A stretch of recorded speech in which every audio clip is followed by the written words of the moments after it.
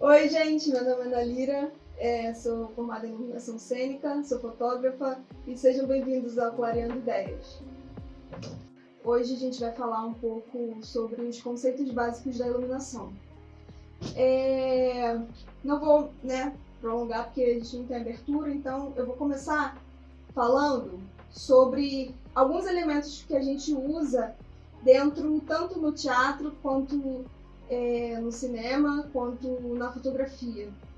São iluminações, tipos de iluminações diferentes, mas que atravessam essas três artes, essas três formas de luz. Hoje a gente vai falar aqui sobre um carinha que se chama paralelo. Então, o paralelo, ele representa uma extensão com duas vias, duas saídas e uma entrada.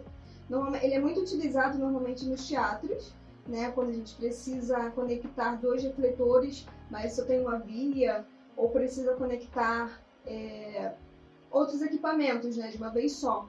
No caso dele, a gente conecta. Normalmente nos teatros a gente tem as varas de luz e cada vara tem um número. Então 1, 2, 3.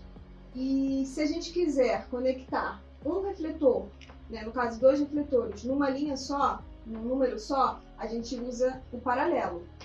Ele é mais utilizado, no caso, nos teatros mesmo. A gente vai falar também sobre a série. A série, ela é prima do paralelo. São semelhantes, mas são diferentes. Eles são semelhantes assim no formato, normalmente eles são dois cabinhos assim. Só que a diferença que normalmente existe entre eles são as fitas, Porque a série, ela é azul, tem a fitinha azul, e o paralelo a fitinha vermelha. E a diferença deles também é o funcionamento deles. O paralelo, ele só liga os dois refletores iguais. A série, ela já divide a tensão dos refletores. Se eu tiver, por exemplo, dois refletores que são 220, ela vai dividir 110 para cada. E eles não ligam sozinhos. É igual um pisca-pisca. É uma coisa em série, Eles ligam um do lado do outro. A série é a mesma coisa. Se você conectar ela na tomada e só conectar um lado, o refletor não liga. Então ele precisa que ligue os dois nas duas pontas. E a diferença também é esse cabinho aqui, Normalmente tem esse cabinho aqui para fora para identificar que é uma série, que é um paralelo. Vamos falar também sobre as gelatinas. Aqui eu tenho algumas de várias cores. Algumas mais finas, outras são mais grossinhas. E uma coisa que é muito legal, que existe, pra gente saber o número ou o nome, cada uma tem um número e um nome. Tem uma coisa muito legal que se chama isso aqui, catálogo de gelatinas. Ele serve justamente para isso, para a gente identificar o número e identificar a cor que a gente quer. Por exemplo, esse verde aqui, ele é essa cor aqui, que é a 95, Blue Green Medium. Não sei se vai dar pra ver. Mas assim, cada gelatina tem uma numeração diferente. Todos esses catálogos aqui, por exemplo, esse aqui é da Rosco, esse aqui também. Esse aqui é diferente desse dali, porque esse daqui, ele fala do difusor, que também é uma coisa que a gente usa muito nos teatros. São esses carinhos aqui, Vou mostrar pra vocês.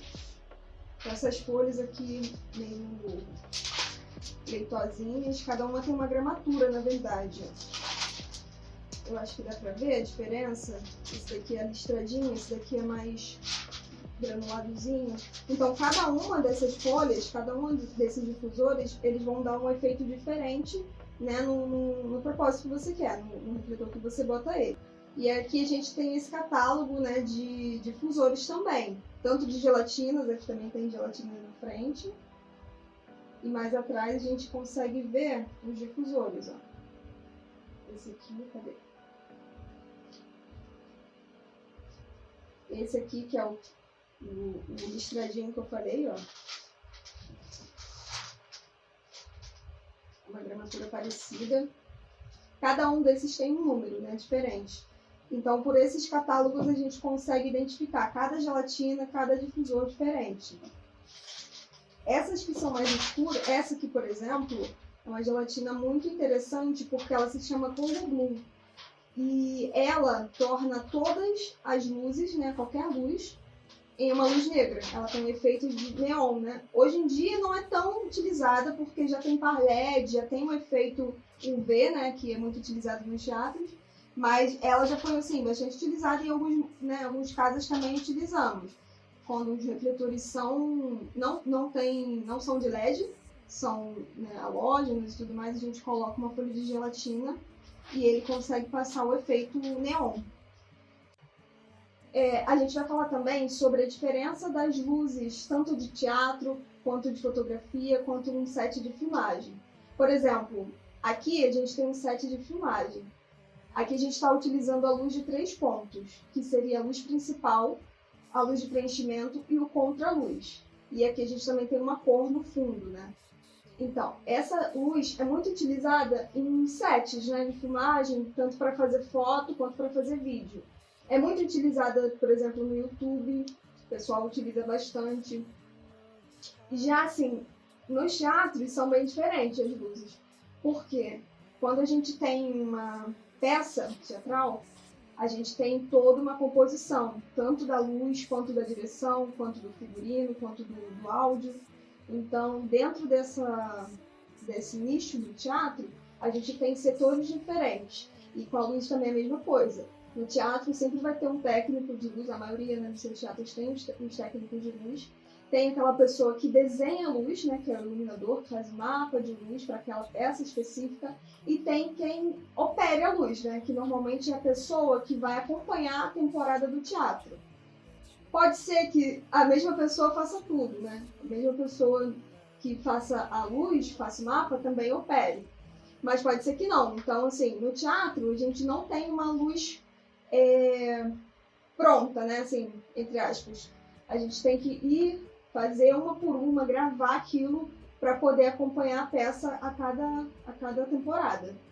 E aqui, como eu falei, a gente está usando a luz de 3 pontos. O que seria essa luz, né, de 3 pontos? Seria a luz principal, a luz de preenchimento e o contraluz. A luz principal já faz o nome, né? O nome é bem sugestivo já. Ela é a principal, ou seja, ela é a mais forte. O seu fecho de luz, né, a intensidade dela é maior. Já a luz de preenchimento, ela faz o papel de preencher o volume do rosto, o volume do corpo, para não ter esse contraste. Por exemplo, a luz principal, ela está num ângulo, para a câmera não pegar, né? E a luz de preenchimento está em outro. A luz do contra também. Normalmente, a luz principal e o contra são montados primeiros, para a gente poder afinar as luzes, né? Para a gente saber onde que vai bater a luz principal, onde que está batendo a outra. E o preenchimento, ele é um pouco mais... A intensidade da luz é um pouco mais branda, né? Menor do que a principal. Justamente só para preencher esse espaço, né? Que fica aqui no rosto. Já na luz para fotografia, a gente tem 2 opções, né? Ou a artificial ou a natural. A artificial é uma luz que a gente pode brincar, é uma luz que a gente pode usar cores, usar texturas, enfim. É uma luz que a gente pode usar a imaginação. Ao contrário da luz natural, né, que a gente, assim, varia, né, durante o dia por conta do sol, né. Muitas pessoas acham que dias nublados não são muito bons para fazer fotos, mas assim, são os melhores dias. O difusor, ele faz justamente o papel da nuvem, né? Ou a nuvem faz o papel do difusor, que ele difunde a luz, ele espalha a luz. É ao contrário de uma luz dura, né? Que também tem na fotografia. A gente vai falar isso um pouquinho mais para frente no próximo vídeo. Então, assim, como eu falei, né? Cada difusor tem a sua gramatura. E aí, nos dias nublados, a nuvem ela já faz esse papel do difusor, né? Ela preserva a luz assim de uma maneira mais uniforme. Então, quando está um dia muito ensolarado, a luz fica muito dura. Então, assim, o ideal é que tirem, né, fotos ou na sombra ou no dia nublado. Mas não precisa também ser naquela sombra escura que não dá para ver nada. A gente tem que procurar sempre o meio termo. Mas essa luz dura, essa luz difusa, a gente vai falar um pouco mais sobre isso no próximo vídeo. Para terminar, eu queria falar só sobre a temperatura das luzes. Muitas vezes a gente não consegue distinguir se aquela luz é fria ou se ela é quente, mas existe uma escala, que é a escala de Kelvin, que a gente consegue identificar pelo número, né? Porque todo o equipamento de luz, seja lâmpada de casa, seja lâmpada de, enfim, de outros lugares, todo equipamento ele vem com uma descrição. Por exemplo, essa lâmpada aqui, normal, de LED, que a gente utiliza muito em casa, né? Elas, se você perceber, elas têm uma letrinha aqui miúda. A gente consegue identificar sem acender ela que ela é uma lâmpada fria, justamente por esse númerozinho que está aqui. Aqui ela está falando que é 6.500K. Sempre que a gente vê esse número, 6.500K, 3.200K, ela quer dizer sobre a temperatura da lâmpada. Quanto mais ela se aproxima de 6.000, 6.500, mais fria ela é. Quanto menor for o número, mais quente ela é, né? Se ela chegar a 3.200K, quer dizer que ela é uma lâmpada bem quente, como uma chama de vela, né? Então tem essa escala, que é chamada de escala de Kelvin, né? E, assim, sem acender ou olhando assim pela lâmpada, a gente consegue identificar.